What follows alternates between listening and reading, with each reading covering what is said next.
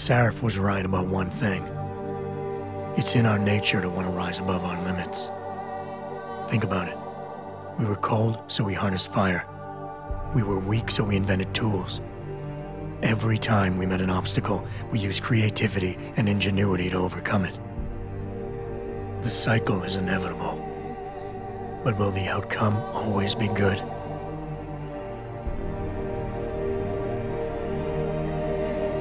I guess that will depend on how we approach it.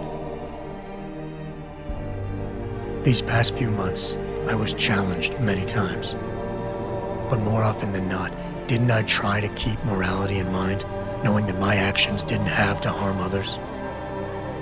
Time and time again, didn't I resist the urge to abuse power and resources simply to achieve my goals more swiftly? In the past, we've had to compensate for weaknesses, finding quick solutions that only benefit a few. But what if we never need to feel weak or morally conflicted again? What if the path Sarif wants us to take enables us to hold on to higher values with more stability?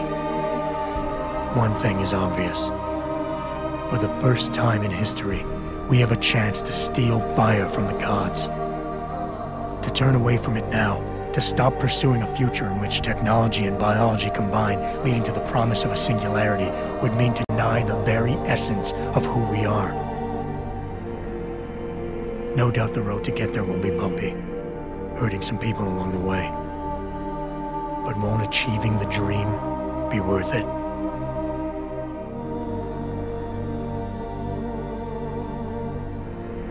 We can become the gods we've always been striving to be. We might as well get good at it.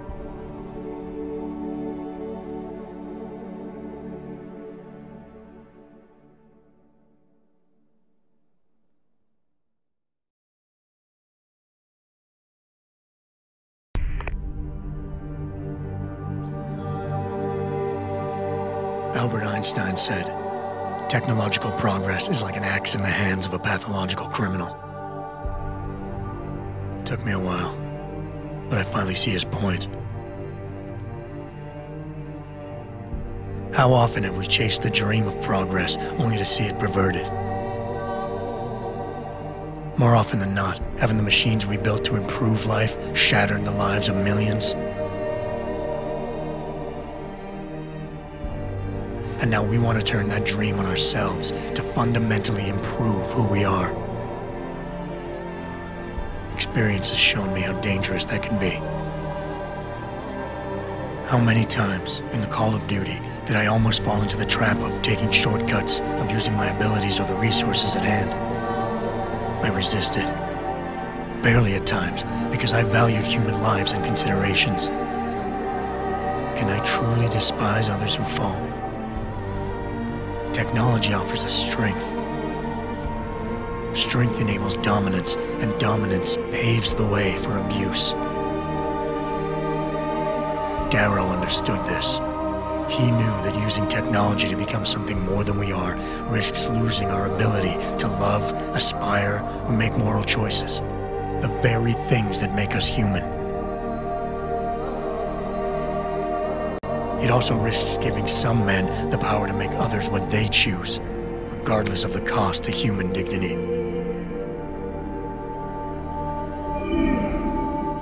The suffering Darrow inflicted is not the end of the world. It is merely the seed for change. And change never comes without pain.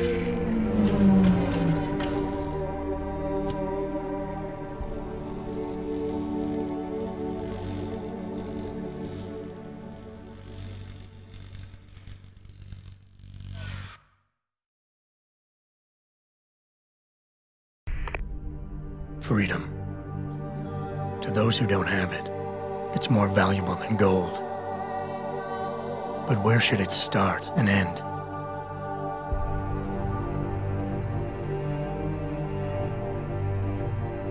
We humans often think we have the right to expand, absorb, convert, or possess anything we need to reach our dreams.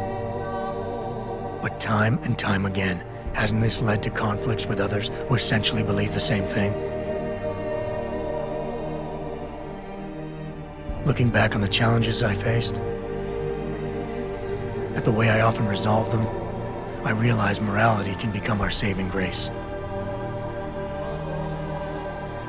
Most of the time, didn't I try to keep my values in mind, knowing how my actions would affect others? More often than not, I resisted the urge to abuse power and resources simply to reach my goals more swiftly. I managed to hang on to my humanity, but the temptation to ignore it was always there. It's that temptation that so worries Taggard. He's not afraid of freedom. He's afraid of the chaos that erupts when individuals have nothing but morality to constrain them. He wants us to regulate enhancement technologies because he fears all that power, without limits, without guide rails to keep us from abusing it. Absolute freedom is no better than chaos. Society needs laws and regulations to protect it.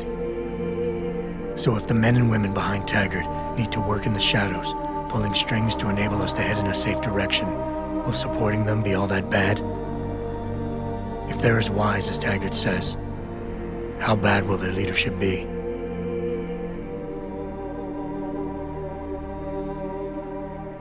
I just hope they stand by what they say.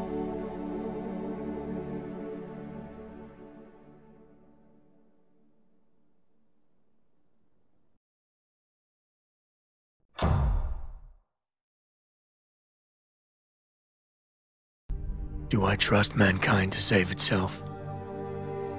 That's what Eliza was asking.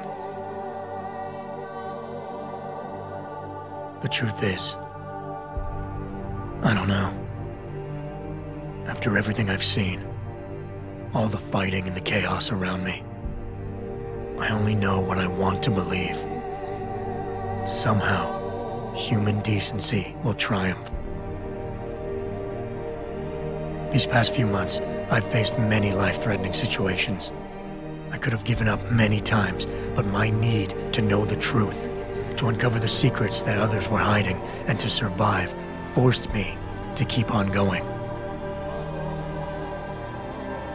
Most of the time, I tried to keep my values in mind, knowing my actions did not have to harm others. I held on to my humanity, resisting the urge to abuse power or resources in order to meet my goals. And in the end, I got the job done.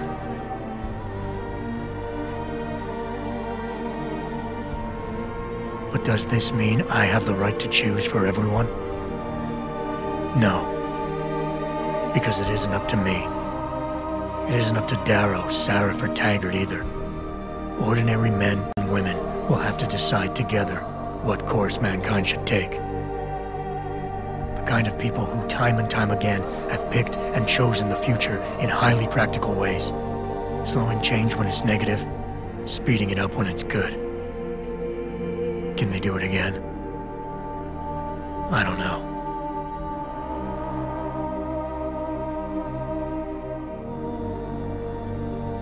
But I do know I'm not about to let anyone in this station, myself included, stand in their way.